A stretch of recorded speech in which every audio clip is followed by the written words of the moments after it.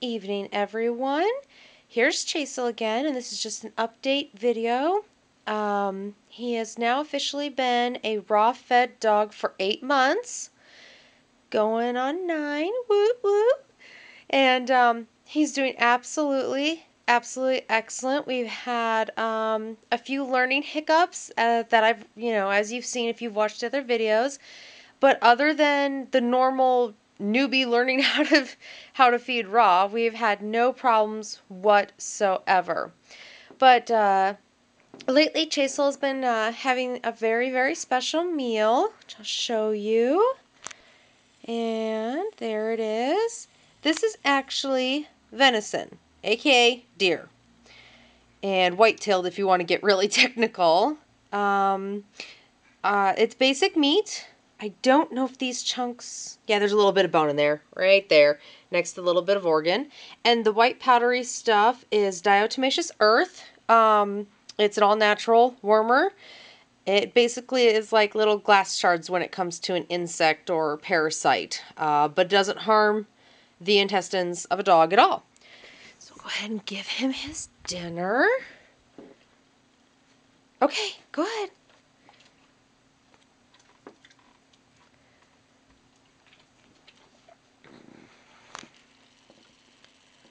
There we go.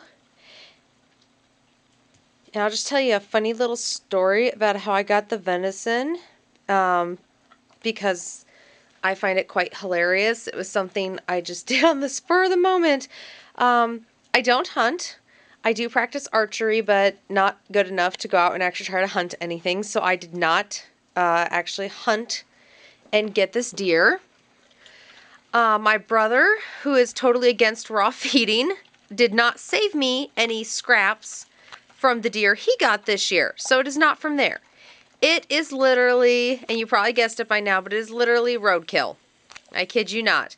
I was driving home and was just cruising along one day, and all of a sudden I've been seeing deer like crazy because, the hunters, when they hunt them, they, of course, run. And you can just watch the patterns of deer by roadkill. Literally, you can tell which way, where one hunter was and where another wasn't. Because they will literally, you will find roadkill from them trying to get away. And I've been passing all this roadkill, and I'm like, oh my gosh, I could so turn this into food. But being that right now I live downtown, no backyard, and live in an apartment, nothing for a backyard at all. There was no place for me to take a deer home and string it up, but I was lucky one day and I saw a deer on the side of the road, perfectly preserved, no, I hate to say this, but no guts spilled out anywhere, no bloat. He was probably killed the night before because, and it was very cold. It's, we're going into winter now. We're in fall and we're going into winter, so it's like 30 degrees out at nighttime, so he was perfectly preserved. And I just pulled over, called the authorities that I needed to call to get a paper slip saying I could take it home.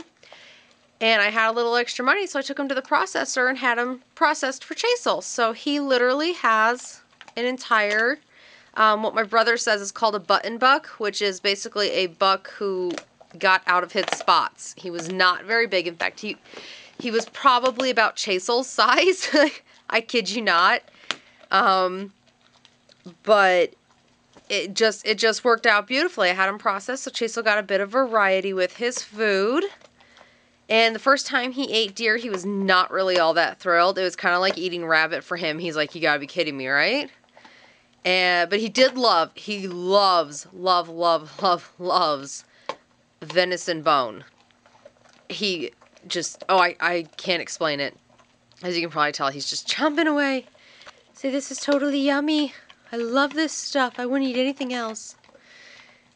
But, yeah, so bone is definitely beyond a yes, and he is now, as you can tell, loves the rest of it.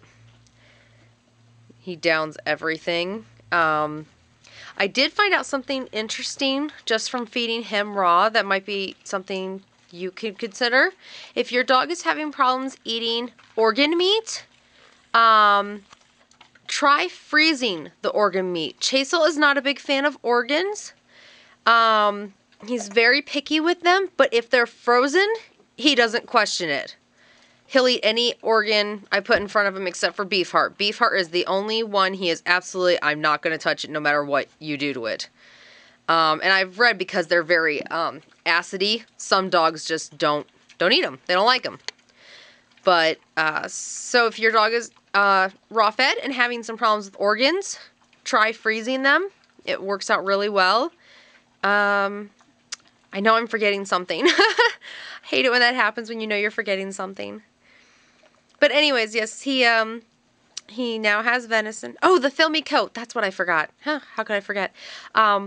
If you notice that your dog, if it's a raw-fed dog, and you notice that it's getting a filmy coat, okay, not oily, filmy. It almost has like it looks like a fine dander, but it's got a film to it. It's not oily, it's filmy. I don't even know how to explain it any better than that. But if that happens, try putting more variety in your dog's food. For a while there, we were very strapped for cash, and I could only get him beef. That was it. Beef organs, beef meat, beef bone. That was it. That's all he got. And he just got a filmy coat after about 2 months of straight beef. And and he got a weird smell too. It really was not a fun thing.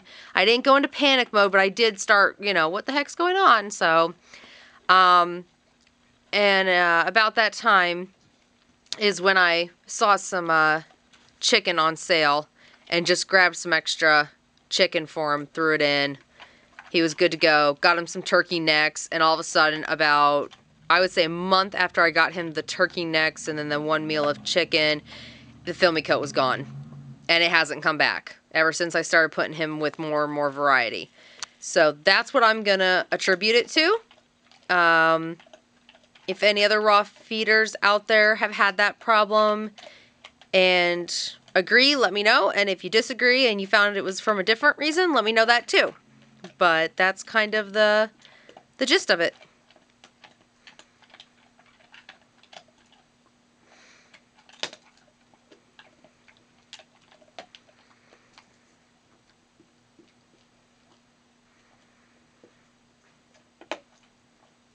That's Chasel eating his raw food.